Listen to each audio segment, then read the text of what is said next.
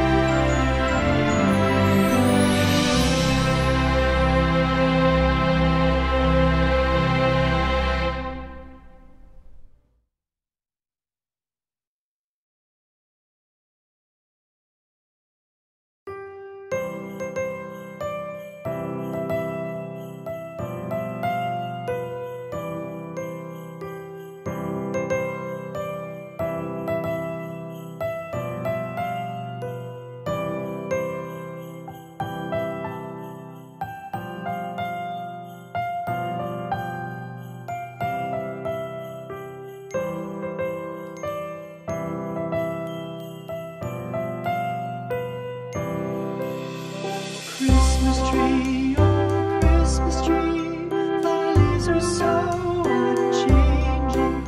Oh Christmas tree, oh Christmas tree, thy leaves are so unchanging. Not only green when summer's here, but also when 'tis cold and drear. Oh Christmas tree, oh Christmas tree, thy leaves are so unchanging. Oh Christmas tree, much pleasure thou canst give me. Oh Christmas tree, much pleasure thou canst give me. How often has the Christmas tree afforded me the greatest glee? Oh Christmas tree, much pleasure thou canst give me. Oh Christmas tree, thy candles shine so brightly. Oh Christmas tree, thy candles shine so brightly. From base to summit, gay and bright, there's only splendor for the sight. Oh Christmas tree, thy candles shine so brightly. Oh Christmas